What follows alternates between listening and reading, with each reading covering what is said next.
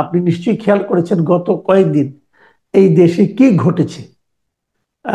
32 নম্বর বাড়ি, বঙ্গবন্ধুর 32 নম্বরের স্মৃতি বিজড়িত যে বাড়ি, যেটা নাকি আসলে কারো ব্যক্তিগত প্রপার্টি আর ছিল না, যেটা নাকি ট্রাস্টকে দান করে দেওয়া হয়েছিল, সেই বাড়িটাকে ভেঙে ঘুরিয়ে দেওয়া হয়েছে।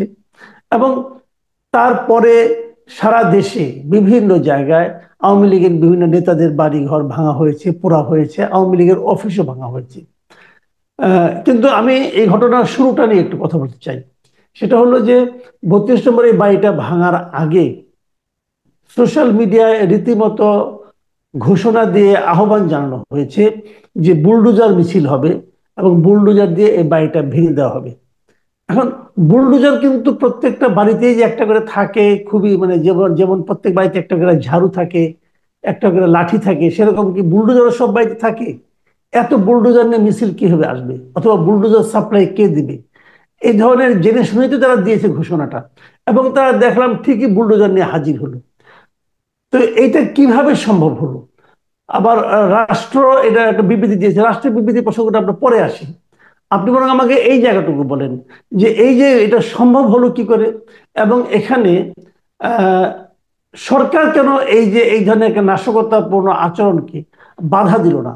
আপনি নিশ্চয়ই খেয়াল করেছেন, এর মধ্যে আজকে সকালে দেখলাম বিভিন্ন দেশের নাগরিকরা, আমাদের টিআইবি দেখলাম গতকালকে বিবৃতি দিয়েছে এবং সরকারের যে ভূমিকাকে তারা সমালোচনা করেছে। আপনি সব মিলিয়ে এটাকে কিভাবে মূল্যায়ন করছেন?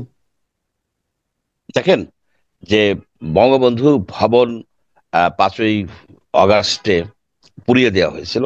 তার ঠিক 6 মাস পরে মাটিতে পুড়িয়ে দেওয়া হলো এবং ঘোষণা দিয়ে এই এটা আসলেই কিন্তু খুবই দুঃখজনক যে এই বাড়িটার সাথে অনেক স্মৃতি, বাংলাদেশের রাষ্ট্র সৃষ্টি হওয়ার অনেক স্মৃতি জড়িত আছে। সুতরাং এটা একটা ঐতিহাসিক বাড়ি। কিন্তু সবকিছু যদি আপনি মিলাই দেখেন আগে পরের, তাতে আপনি দেখবেন যে বাংলাদেশের রাষ্ট্রটা আজ এক গভীর ষড়যন্ত্রের মধ্যে পড়ে গেছে। ষড়যন্ত্রটা হচ্ছে এইটা যে বাংলাদেশ রাষ্ট্রটাকে পৃথিবীর কাছে তুলে ধরা হবে এইভাবে যে এটা একটা অকার্যকর রাষ্ট্র। এখানে একটা জঙ্গিবাদের উত্থান ঘটতেছে এবং সেই সব যে আপনার তার জন্য যা যা দরকার, অর্থাৎ নৈরাজ্যকর একটা অবস্থা, এখানে ঘোষণা দেয়া হয়েছে যে এটা ভেঙে দেয়া হবে। বুলডোজার নিয়ে আসেন, হাতুড়ি নিয়ে আসেন, এবং ঠিক সেইভাবে ভেঙে দেয়া হলো। সেখানে রাষ্ট্র কি করলো?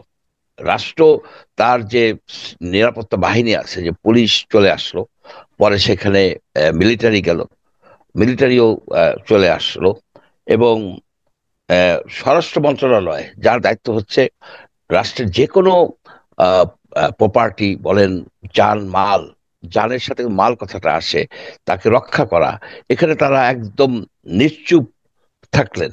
এই যে একটা ষড়যন্ত্র, এই যে একটা ষড়যন্ত্র হলো যে বাংলাদেশ রাষ্ট্রর মুখে কালিমা লেপন করা, এটা একটা অকার্যকর রাষ্ট্র। এই ষড়যন্ত্র কিন্তু গভীরে প্রথিত। এটা ঢাকা, দিল্লি, ইসলামাবাদ, প্যারিস হয়ে ওয়াশিংটন পর্যন্ত আপনার এই ষড়যন্ত্রের জাল বিস্তৃত হয়ে গেছে। বলেন আপনি। আমরা এখানে যদি আপনি দেখেন ঘটনাটাকে, যদি একটু বিশ্লেষণ করেন, আপনি দেখবেন যে প্যারিসে বসে এক ভদ্রলোক, আসলে তাকে আমি বলি যে এক হিন্দু রাসপুটিন, পিনাকি ভট্টাচার্য, উনি কিন্তু ঘোষণা দিয়ে যাচ্ছিলেন যে এইভাবে ভাঙা হোক, এইভাবে ভাঙা হোক, হাতুড়ি দিয়ে ভাঙান, আপনার এক্সকাভেটর বুলডোজার আনেন, তার উনি লাইভে ডিরেকশন দিচ্ছেন। পরের দিকে উনি বললেন যে এর পরবর্তী হচ্ছে যে টুঙ্গিপাড়া, অর্থাৎ বঙ্গবন্ধুর মাজার যেখানে আছে, সে মাজার। এখন দেখেন, আমাদের এই বাংলাদেশে এই একদল মুসলমান আছে যারা ওহাবিপন্থী, তারা কিন্তু মাজার ভাঙতে চায় এবং মাজার ভাঙে। এখন মাজার, কবরস্থান একটা পবিত্র জায়গা হিসেবে মুসলমানরা গণ্য করে। সেখানে যে যদি ভাঙা হয়, তাহলে কিন্তু জাতির মধ্যে আরো বড় ধরনের, বিশেষ করে বঙ্গবন্ধুর মাজার যদি ভাঙা হয়, তাহলে জাতির মধ্যে একটা বড় ধরনের বিভক্তি, নৈরাজ্যকর একটা ভয়াবহ রকমের অবস্থার সৃষ্টি হওয়ার সম্ভাবনা আছে। আপনি দেখেন যে শুধু যে ঢাকায় 32 নম্বর না, আরো অনেক জায়গায়, প্রায় আমার জানা মতে যে 47টা জায়গায় এই আক্রমণ হয়েছে। এবং সেই সময় ডক্টর মোহাম্মদ ইউনূস ডক্টর মোহাম্মদ ইউনূস এবং তার মন্ত্রিসভা নিশ্চুপ ছিলেন। পরে বললেন যে এখন তোমরা ক্ষান্ত দাও, এখন তোমরা ক্ষান্ত দাও। এখন এই ষড়যন্ত্রের সর্বশেষ সবচেয়ে বড় ভিকটিম হচ্ছে ডক্টর মোহাম্মদ ইউনূস। তাকে প্রমাণ করা গেছে তিনি একজন অথর্ব, তিনি একজন অকার্যকর, তিনি একটা unfit administrator for this country. আপনি এই পরিপ্রেক্ষিতে দেখেন যে আগামী 12-13-তে এই নরেন্দ্র মোদী সাহেব এসে যাচ্ছেন, ওয়াশিংটন যাচ্ছেন। সেখানে তিনি 13 তারিখে তার মিটিং ট্রাম্পের কাছে। এই মিটিং সেট হয়েছে জানুয়ারি মাসের প্রথম শেষ দিকে। তারা ঠিক করছে যে 13 তারিখে, 12-13 তারিখে উনি যাবেন। ঠিক ওই মিটিংকে কেন্দ্র করেই কিন্তু এই ষড়যন্ত্রের জাল বোনা হয়েছে যে বাংলাদেশে এমন একটা পরিস্থিতি সৃষ্টি করা হবে, যে পরিস্থিতি তুলে ধরা যাবে, দেখো উনি পারতেছেন না, এখানে জঙ্গিবাদের উত্থান হচ্ছে, এইখানে এক্সট্রিমিস্ট এসে গেছে, এখানে কোনো একটা দেশ তো এটাকে ভালো বলে নাই, কোনো একটা সংবাদ মাধ্যম ভালো বলে নাই। আপনি বঙ্গবন্ধুর বাড়িকে ধ্বংস করে দিয়ে কি করলেন, শুধুমাত্র দেখাইলেন যে এখানের পুলিশ বাহিনীর কোনো দায়িত্ব নাই, এখানে সিকিউরিটি এজেন্সি, সিকিউরিটি যে অর্গানাইজেশন গুলি আছে তারা দায়িত্বহীন, মন্ত্রিসভা দায়িত্বহীন। এবং এখানে অনেক ধরনের স্লোগান দেওয়া হয়েছে, যেটা মৌলবাদী স্লোগান, এটা মৌলবাদীর উত্থান করতেছে। সুতরাং এই সরকার দুর্বল, এই সরকারের উপর একটা বড় ধরনের চাপ ভারত সৃষ্টি করার জন্য তাদের যে এজেন্ট আছে, যে এই প্যারিসে বসে সেই হিন্দু রাজপুটিন পিনাকি ভট্টাচার্যর মাধ্যমে এই টোটাল জিনিসটা আপনার অর্গানাইজ করছে। কিন্তু আমার দুর্ভাগ্য, আমি অবাক হয়ে যাই যে বাংলাদেশের যারা রাজনীতি সচেতন লোকজন, কেন তারা এটা বুঝতে পারতেছে না? কি কারণে তারা বুঝতে পারতেছেন না যে এই লোকটা সকল নাটের মূল? এই লোকটা একটা মানে ভুয়া, মানে ফেক মেডিসিনের ফেরিয়ালা। সে এইগুলি যাইয়া একটা এই এই এই অন্য রাষ্ট্রের পক্ষ হইয়া বাংলাদেশে একটা অস্থিতিশীল পরিস্থিতি সৃষ্টি করতেছে। আমরা শেখ হাসিনাকে উৎখাত করছি, এটা তো পিনাকি করে নাই, সে হয়তো এখান থেকে দিচ্ছে, কিন্তু সারা দেশের জনগণ শেখ হাসিনাকে উৎখাত করছে। এখন আমাদের দরকার হচ্ছে যে স্থিতিশীলতা, একটা শক্তভাবে আমরা যেন আইন শৃঙ্খলাটা, ইকোনমিটাকে একটা পথে আনতে পারি, যেন বাংলাদেশ আমি গণতন্ত্রের পথে আপনাকে যেতে চায়। একটু থামাই থামাই, মানে কি, আমি আমি কিন্তু ইকুয়েশনটা বুঝতে পারছি না, আপনি যে কথাটা বলছেন বুঝতে পারছেন। এই কারণে আপনি একদিকে দায়ী করছেন পিনাকি ভট্টাচার্য, উনি উস্কানি দিয়েছেন, উনি ভারতকে হেল্প করার জন্য ট্রাম্পের সঙ্গে মোদির এই বৈঠকের সময় ভারতকে একটা বাড়তি মাইলেজ দেওয়ার জন্য উনি এই দেশকে একটা মানে জঙ্গিবাদী রাষ্ট্র হিসেবে সারা দুনিয়ার কাছে প্রমাণ করার জন্য পিনাকিটা করছে, মানলাম।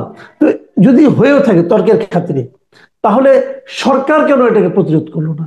তো সরকার কি পিনাকি চালাচ্ছে, নাকি সরকারের উপর পিনাকি এত প্রভাব আছে? না, এখানে বুঝতে হবে যে এই সরকারের ভিতরে বেশ কিছু অ্যাডভাইজার আছে যারা ভারত এবং আমেরিকার তাবেদার। এখন আমেরিকা কিন্তু সবসময় বলে ডোন্ট মেস উইথ ইন্ডিয়া। এই যে কোনো সরকারকে তারা বলে যে ইন্ডিয়ার সাথে তোমাদের সম্পর্ক যেন খারাপ না হয়। এরকম আরো আছে যারা ভারতের কথায় চলে, ভারতের কথায় তারা নিশ্চুপ রয়েছে যে না, বঙ্গবন্ধুর বাড়ি ভেঙে দিলে পরে একটা বিরাট অ্যাচিভমেন্ট হবে। যে অ্যাচিভমেন্ট হয়েছে, ভারতের জন্য অ্যাচিভমেন্ট হয়েছে যে এখানে আইন শৃঙ্খলা নাই, যে উদ্দেশ্য নিয়ে আসছে সেজন্য মন্ত্রিসভা কিছুই বলে নাই। শেষের দিকে এসে তাদের সম্বিত ফিরছে, তাদের ভিতরে তো আছে অনেক লোকজন এসে সম্বিত ফিরছে যে না, এটাকে অ্যালাউ করা যায় না। এখানে যখন আপনি দেখেন গাজীপুরে লোক মারা গেছে, যখন এরকম পরিস্থিতি হয়েছে, আমাদের কি ইন্টেলিজেন্স ব্রাঞ্চ নাই যে তারা কি জানতো না যে এই ধরনের একটা অবস্থা হতে পারে? এই যে সে লোকগুলি মারা গেল, আহত হইলো, এটা আমাদের জন্য কি ভালো কোনো কিছু আনলো? ডক্টর ইউনূসের সরকারের জন্য কি ভালো কোনো বার্তা আনলো? আপনার বাড়ি পোড়াবেন কেন? আপনার যে সব অপরাধী আছে তাদেরকে তো আপনি ধরতেছেন না। আপনি তাদেরকে ধরতেছেন না। এই যে 600 কতজন আওয়ামী সন্ত্রাসী, আওয়ামী মানে লুটপাট করছে, অপরাধী, তারা অপরাধী, হত্যাকাণ্ডের সাথে জড়িত ছিল সরকারের থেকে, তাদেরকে পলায় যেতে দিচ্ছেন। আপনি জিজ্ঞেস করার সাহস নাই কে তাদেরকে পলায় যেতে দিছে, কেমনে, কিভাবে গেছে। আপনি সেটা কিন্তু, আরাফাত কিভাবে গেছে, এই যে আরাফাত, আরাফাত কিভাবে গেছে, কারা নিয়ে গেছে, ওটা তো সেগুলি জিজ্ঞেস করতেছেন না। আপনারা দেশের মধ্যে একটা অস্থিতিশীল পরিস্থিতি সৃষ্টি করতেছেন, যাতে সাধারণ মানুষের একটা ভিতরে একটা অস্থিরতা আসে, তারা অস্বস্তিকর পরিস্থিতিতে পড়ে গেছে। এবং সরকারকে আনপপুলার করার জন্য যে একটা সু- সুদূর পরিকল্পনা, একটা সুদূর পরিকল্পনা, সেই পরিকল্পনার অংশ হিসাবে আজকে বঙ্গবন্ধুর বাড়ি প্রায় গুড়িয়ে দেওয়া হলো। এবং এবং আপনি তার মাজারে আক্রমণ করার প্ল্যান করা হলো। আজকে সারা বাংলাদেশের প্রায় 47টা জায়গায় যে এই যে একটা বাড়িঘর পড়ায় দেওয়া হয়েছে, গুড়িয়ে দেওয়া হয়েছে, ইত্যাদি ইত্যাদি, এগুলোতে কি অ্যাচিভমেন্ট হয়েছে? তাহলে এখন আমি আমি যেটা বলছি, যখন আবার আজকে দেখলাম যে পিনাকি ভট্টাচার্য যে একটা স্ট্যাটাস দিয়েছেন যে স্টপ, আর যা তারা অর্জন করার ছিল অর্জন করে ফেলেছে, আর যেন কোনো ভাঙচুর না হয়, এরকম একটা স্ট্যাটাস আমি এর মধ্যে দেখলাম আর কি আজকে।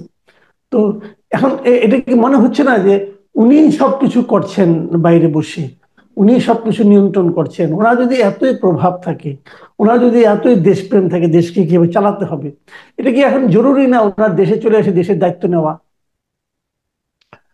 আহ ভালো কথা। প্রথমত, যে কন্ট্রোলড ডেমোলিশন বলে একটা কথা আছে না, কন্ট্রোলড ডেমোলিশন, যে এই এই জায়গায় বম দিয়ে উড়াই দাও, এই জায়গা উড়াই দাও, কন্ট্রোল ডেমোলিশন। তুমি এটাকে একটা কন্ট্রোল ডেমোলিশন অপারেশন হিসেবেই দেখছে। যতটুকু ড্যামেজ করা দরকার যথেষ্ট ড্যামেজ হয়ে গেছে তো। এটা তো এই ড্যামেজটা হচ্ছে ডক্টর ইউনূসের।